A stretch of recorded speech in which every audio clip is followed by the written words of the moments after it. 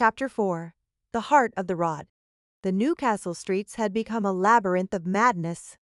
What should have been a 20-minute walk to the Casanova Club's ruins stretched into an hour-long nightmare as reality itself seemed to bend around them. Street signs pointed in impossible directions. Familiar landmarks appeared where they shouldn't exist, and the very pavement beneath their feet felt soft and yielding, like walking on flesh. Peter pressed his hand against a lamppost, extending his senses into the city's nervous system. The genius loci, Newcastle's urban spirit, had once been a proud working-class soul, shaped by centuries of coal mining and shipbuilding. Now it writhed in agony, corrupted by the same despair that had killed Thomas Hartwell and 17 others. "This way," Peter said, pointing down an alley that his rational mind insisted shouldn't exist. "The spirit's trying to help us, but's fighting the corruption with every step." Nightingale moved with fluid precision beside him, silver energy crackling around his fingers in a defensive matrix. "The ley line pollution is getting worse. We're walking directly into the sores." Behind them, Constantine muttered a steady stream of protective charms in languages that predated human civilization. His trench coat flapped in a wind that seemed to blow from all directions at once, and Peter noticed that wherever the man's blood had spilled during his earlier ritual, small flowers had begun to sprout from the concrete, the only signs of life in an increasingly hostile cityscape. They turned a corner that Peter was certain hadn't been there moments before and found themselves facing a group of ordinary-looking citizens. A businessman in a rumpled suit, a young mother pushing an empty pram, an elderly man walking a dog that might once have been alive, all standing perfectly still in the middle of the street, their faces blank with the same terrible emptiness they'd seen on Thomas Hartwell. "The Echo's puppets," Constantine said quietly. "It's using them as extensions of its will, turning the entire population into a surveillance network." As if responding to his words, the corrupted citizens turned in perfect unison to stare at the three intruders. Their eyes were completely black, reflecting nothing, and when they opened their mouths, the sound that emerged was like breaking glass mixed with the last breath of a dying child. "We can't fight them," Nightingale said, his voice tight with control. "They're still innocent people underneath the corruption." "Then we go around," Peter replied, feeling for the threads of power that connected him to the city's spirit. The genius loci was weak, poisoned by months of accumulated despair, but it still retained enough awareness to show him a path. Through the old Victorian sewers, they ran directly beneath the club. They made their way to a maintenance access, the corrupted citizens following at a distance like predators stalking wounded prey.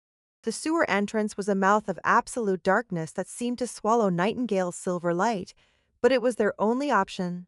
The tunnels below were a testament to Victorian engineering, massive brick archways that had once carried the city's waste out to sea. Now they carried something far more toxic, streams of liquid despair that flowed along the ancient channels, eating away at the mortar and stone. "The corruption's using the old infrastructure," Peter observed, his voice echoing strangely in the confined space. "It's literally poisoning the city from the inside out." Constantine ran his fingers along the tunnel wall, leaving small traces of his blood on the brickwork. Where he touched, the corruption retreated slightly, creating small pockets of clean air. "This is random," he said. "Someone's directing it, shaping it into specific patterns. Someone who knows Newcastle's underground better than the city planners." They followed the tunnels deeper, guided by Peter's connection to the increasingly fractured genius loci. The spirit showed him glimpses of what lay ahead, a vast chamber beneath the club's ruins, where the corruption had its heart, surrounded by figures in dark robes who moved with the jerky precision of marionettes. "There's something else," Peter said as they climbed a rusted ladder toward the surface. "The spirit keeps showing me the same image, a man in robes but older than the others. His corruption is different, more voluntary, like he's not being controlled so much as collaborating." Constantine stopped climbing so abruptly that Nightingale nearly collided with him. "Describe him." "Middle-aged, thin, with scars on his hands that look ritual. The spirit keeps associating him with fire and screaming, lots of screaming." "Fucking hell." Constantine's voice was barely a whisper. "Gary Lester. He was there that night, at the club, one of the survivors." "Survivors of what?" "Exactly," Nightingale asked, though his tone suggested he wasn't sure he wanted to know. The summoning. When Nergal took Estrella, there were 6 of us in that circle. 4 died immediately. The psychic feedback fried their brains. Gary and I were the only ones who walked away. Constantine's laugh was bitter, though walked away might be overstating it. Gary spent the next decade in and out of psychiatric hospitals. Last I heard, he disappeared completely.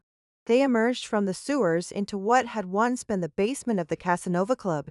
The building above had been demolished years ago, but the foundations remained, a concrete shell filled with shadows and the lingering echo of old sins. Peter could feel the weight of accumulated despair pressing down on them like a physical force. The chamber beyond was exactly what the genius loci had shown him, a circular space carved from the living rock, lit by candles that burned with sickly green flames. Symbols covered every surface, some recognizable from Constantine's collection, others that seemed to shift and change when viewed directly. In the center stood an altar made from what looked suspiciously like fused human bones, and around it moved figures in dark robes that might once have been human. But it was the figure standing at the altar's head that drew their attention. Gary Lester had aged badly in the 30 years since the Newcastle incident. His hair was white, his face gaunt, and ritual scars covered his arms like a rotate of madness. But his eyes burned with a fanatic's fervor as he chanted words in a language that made reality shiver. "Gary," Constantine called out, stepping into the chamber with the casual confidence of a man who'd walked into hell and lived to tell about it. "You always were a traumatic bastard." Lester turned, and Peter saw that his eyes were the same empty black as the corrupted citizens above. But unlike them, there was intelligence behind the darkness, a consciousness that had chosen to embrace the void. "Jean Constantine," Lester said, his voice carrying harmonics that shouldn't have been possible for human vocal cords. "I wondered when you'd finally come home. 31 years, 3 months, and 16 days since you damned us all with your arrogance." The robed figure stopped their movement but didn't turn to face the intruders. Instead, they began chanting in unison, their voices weaving together into a sound that made the chamber walls weep black tears. "You don't have to do this, Gary," Constantine said, edging closer. "Whatever deal you made, whatever price you think you're paying, it's not worth it." "Not worth it?" Lester's laugh was like breaking glass. "You condemned the child to eternal torment, John. You opened a door to hell in the middle of Newcastle and then walked away when it went wrong. Did you think there wouldn't be consequences?" Peter felt the temperature drop as something vast and hungry stirred in the shadows beyond the altar. The echo, the corrupted remnant of Astrologo's soul, twisted by decades of demonic torture, was beginning to manifest. He could see it taking shape in the darkness, a towering figure of living despair, its form constantly shifting between the innocent girl Constantine had failed to save and the monstrous thing she'd been transformed into. "The child wants to come home," Lester continued, his ritual scars beginning to glow with the same sickly light as the candles.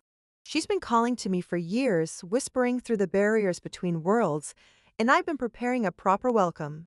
Nightingale stepped forward, silver energy swirling around him like armor.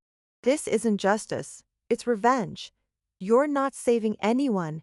You're just spreading the corruption." "Justice!" Lester's eyes blazed with unholy fire. Justice would be dragging Constantine into hell to take the girl's place. "But this is better this way. Everyone gets to share her pain. Everyone gets to understand what it feels like to have hope torn away." The echo's form solidified further, and Peter could see Estrella's face within the swirling mass of shadow and despair.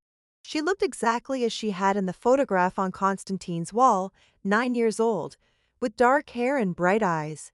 But those eyes now held the accumulated suffering of 3 decades in hell. "John," she said, her child's voice carrying the weight of infinite sorrow, "why didn't you save me?"